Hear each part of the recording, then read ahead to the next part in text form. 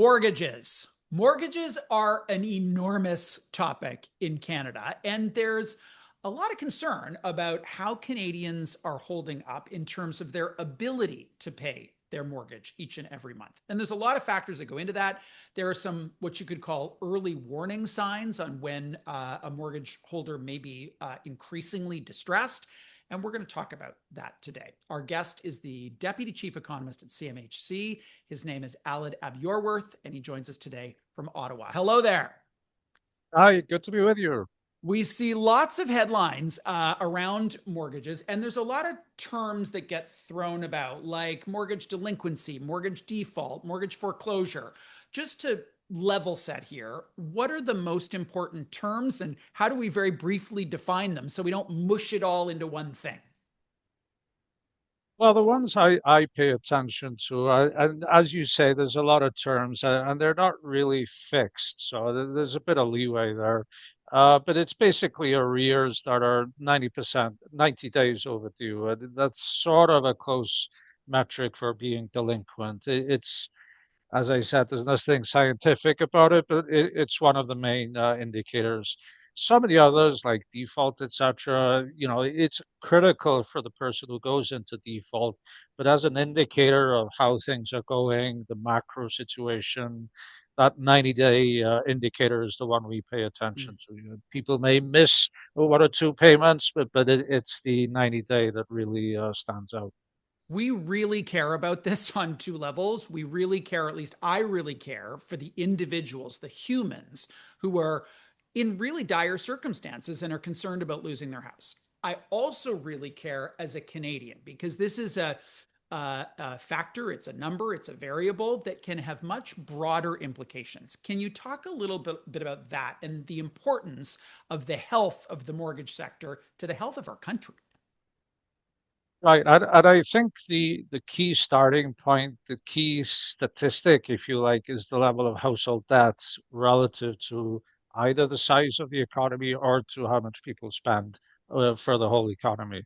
So at the moment, for Canada, household debt is more than the size of our economy. It's over 100% of GDP.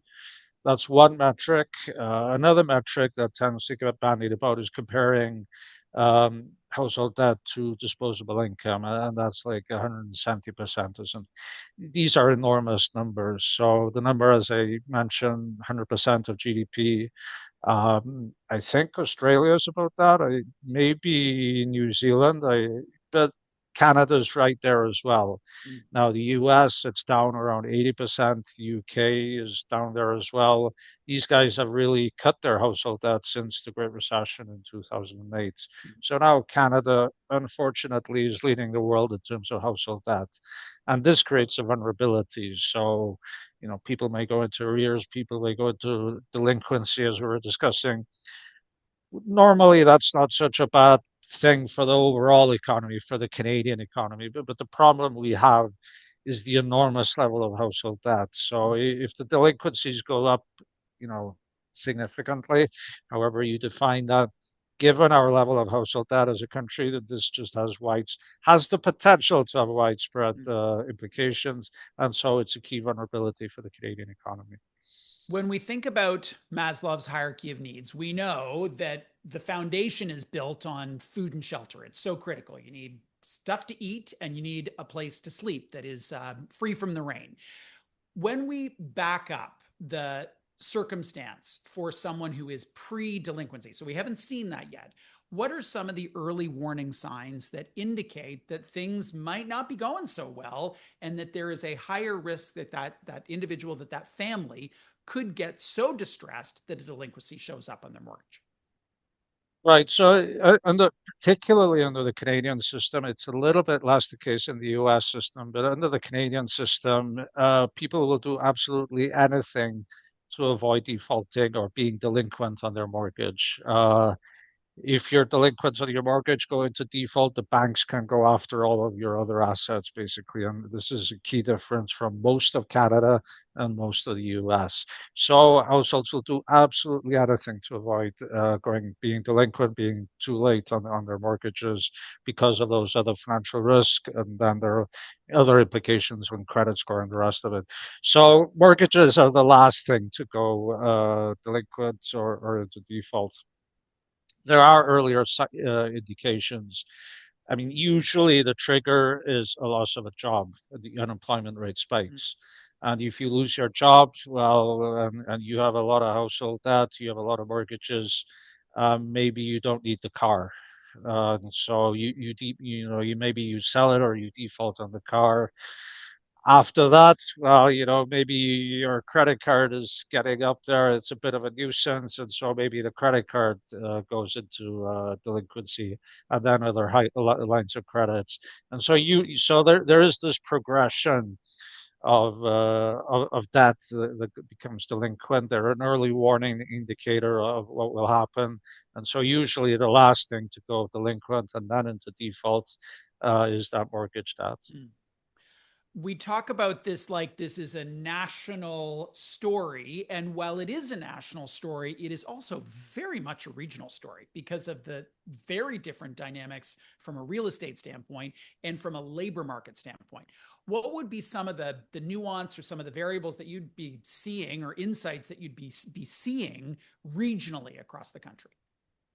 Sure, and it's not only the housing market that differs, but what I was slightly hinting at in the previous answer was some of the mortgage types also differ across the country. Mm. So the mortgages in Alberta, Saskatchewan, to oversimplify a little bit, can be a little bit more like US mortgages. So the bank does not necessarily go after all of your other assets in Alberta and Saskatchewan. The technical term is recourse. So there is that difference in the mortgage system across Canada as well. But as you pointed out, what are the key drivers are economic differences and then also the housing differences.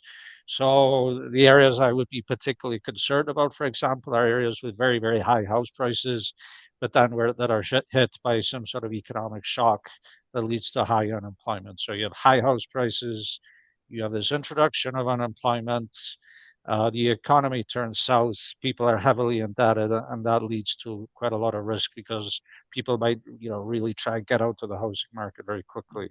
And so the areas we're a little bit concerned about in that respect at the moment are in the Toronto area, the GTA, and then to a lesser extent in Vancouver. On the other hand, you have places like Alberta where there is economic growth. People are moving to Alberta. It's not that unaffordable. There are housing challenges, but it's reasonably priced. The economy is doing reasonably well. And so we're a little bit less concerned about Alberta. Real estate industry is affected by facts and feelings, and there's the facts of comparable pricing in your neighborhood, and then there's the feelings of, oh, wait a second, if I'm a buyer, I'm just going to hold on a little longer, and maybe people are going to get more desperate and the price is going to decline, so I'm not going to transact. And there's a real risk of a vicious cycle underway. What are some of the dynamics that have played out perhaps historically that would illuminate the feelings part of what's going on? Well, I think you're right that there are all these sort of swings and roundabouts in the housing market. And I think to emphasize your point, it's one of my concerns at the moment is because of the macro economy, because we're not completely sure what's going to happen on the trade side and on the international economy. There's the conflict in Iran at the moment. So I think in those sorts of circumstances, there's an incentive to delay, to not make a decision, to leave things as they are until we try and figure things out a bit more. And so decisions are delayed, and so that's one argument why sales volume houses are not transacting at the moment.